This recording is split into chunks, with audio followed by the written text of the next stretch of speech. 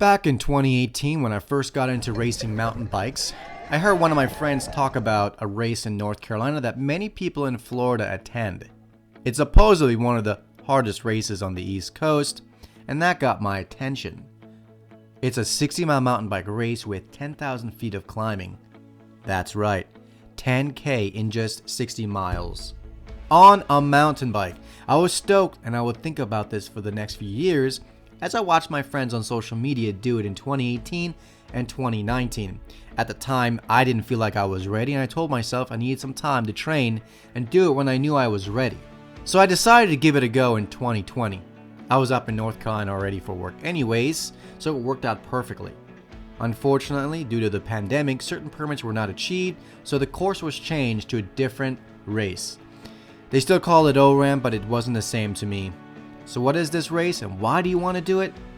Off-Road Assault on Mount Mitchell, or ORamm as everyone else calls it, is a 60-mile mountain bike race through some of the most intense black diamond trails east of Asheville.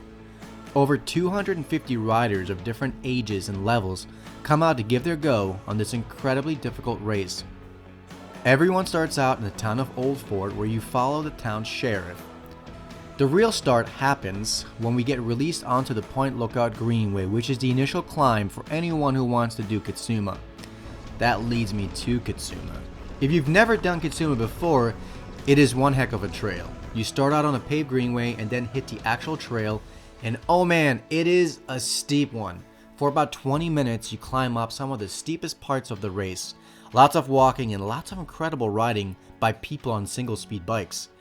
Then you get to enjoy some of the most fun downhills of the day. Since you are fresh, this feels amazing. There are some abrupt ups throughout, but definitely a way to wake you up.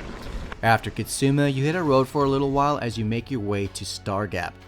This is also a very steep trail going this direction, with numerous switchbacks as you go up. Some of them are very difficult to navigate when the clay is slick. Soon after, you hit a fun downhill section with some surprise turns until you get spit out onto Jordan Creek Road. This is a long fire road, and you ride this for a good 45 minutes to an hour until you make it onto pavement. It is here you find yourself on Curtis Creek Road. Alright, we're on Curtis Creek Road now. Starts off paved but quickly turns into gravel. This is this section where a lot of people cramp, quit, or are about to cramp and quit. It's also the section that gets talked about the most before you do the race. Anyone that ever has done the ORamm will tell you Curtis Creek Road is a nightmare. And it might be true. It's a 12-mile climb where you gain most of the elevation for the whole race. A 3,200-foot continuous climb up to the Blue Ridge Parkway, going from 1,400 feet to 4,800 feet in about 2 hours. It's quite the challenge. For me, I took a rest stop at the top of the parkway, and it probably wasn't the best idea. When I got back on the bike, the cramps began, and I didn't get off the bike. I continued on slowly though, and I made it towards the start of the Heartbreak Ridge hike-a-bike section.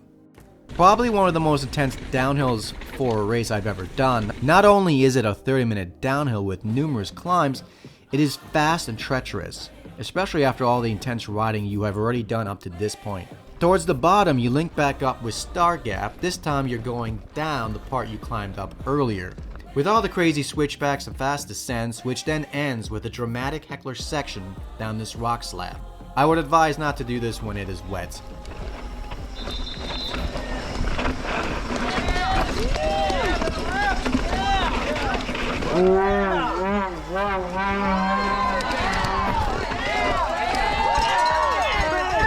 Now the race is almost over. Nope, it's not. Now you climb up another fire road called Mill Creek Road. At this point, your whole body just hates you. Phew, you've made it to the trailhead of Kitsuma. That's right. The organizers thought, hey, let's start them with Kitsuma and then end it with Kitsuma. It'll be fun. Oh, and it sure was. My legs were about to blow up and they were just screaming at me saying, you're an idiot. Keep going though, because you're dumb. So I just kept pushing.